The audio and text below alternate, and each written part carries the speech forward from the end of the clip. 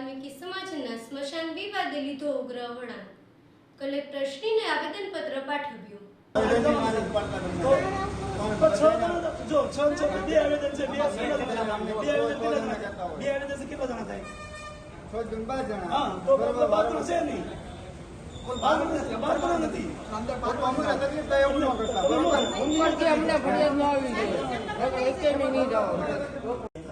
વિજયભાઈ વાઘેલા એમનું અવસાન થયું એટલે ત્યાં સ્મશાનમાં ધાર્મિક વિધિ કરવા ગયા એટલે સ્મશાન વાળા દીધેલો હતું એ કે અમારે દસ્તાવેજ કરેલો છે તો દસ્તાવેજ સ્મશાનનો ન હોય અને જમીન વેચી હતી એને જે તે સમયે 1990-92માં જમીન વેચી હતી એને તો સ્મશાન ન વેચ્યું એમ એટલે વિજયભાઈ વાઘેલાએ અરજી આપેલી છે.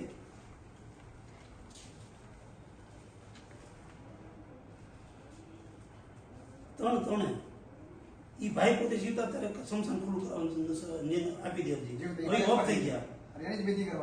પછી એને જમીન જે વેચી હતી જે તે સમયે મૂળ 7 વીઘા સાતમીમાં મળે, એનો કબજો 15 વીઘામાં થાય. એટલે સ્મશાન ખુલ્લું કરાવી અને દલિતોને ન્યાય મળે એટલી વિનંતી છે. અમે જેસીબી લાવી ખૂણામાં ખાડો કરીને અત્યારે વિધિ કરી.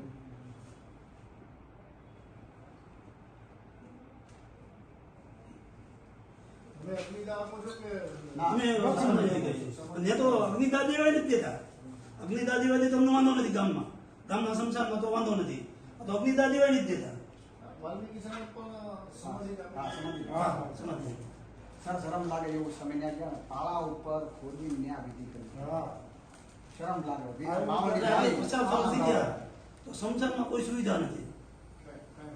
શમશાન એક મપાવી અને એનો મને કબજો 7 વીઘાનો જમીન એની વેચતી સાચી વાત છે, આપણે મને ના નથી પડતા. બાકીનો કબજો ખાલી કરાવીને એમાં સ્મશાનનું જે છે જગ્યા નિયમ થાય ઠરાવ કરી એવી વિનંતી છે. જે સ્મશાનનો પ્રશ્ન હતો એમાં વિજયભાઈ વાઘેલા નામના વ્યક્તિ જે છે એનું અવસાન થયું હતું 2 મહિના પહેલા.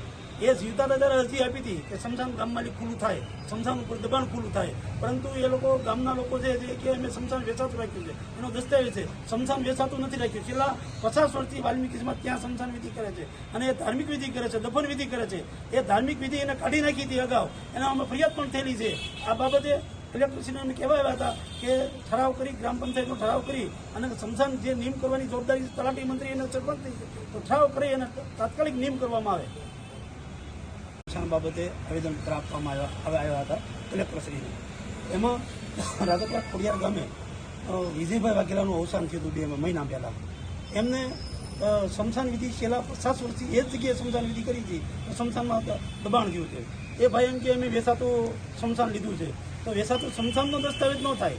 એની જમીન જે હતી સાથણીમાં જમીન મળેલી હતી 7 વીઘા, એનો દસ્તાવેજ થઈ શકે, પણ એ લોકોએ સ્મશાન જે છે એનો દસ્તાવેજ ન થઈ શકે. અમે કલેક્ટરશ્રીને રજૂઆત કરી છે કે સ્મશાન ખુલ્લું કરાવી અને ગામમાં ઠરાવ કરાવી નિયમ કરાવી આપવા વિનંતી. આ બાબતે અમે વારંવાર રજૂઆત કરી છે. એ ભાઈ મરી ગયા, એ પોતે અરજી આપી હતી 3 મહિના પહેલાં કે આ સ્મશાન ખુલ્લું કરાવો. એ મર્યા પહેલાં તો ન્યાય ન મળ્યો, મર્યા પછી એને ન્યાય મળે એવી વિનંતી કરવા અમે કલેક્ટરશ્રીને આવ્યા.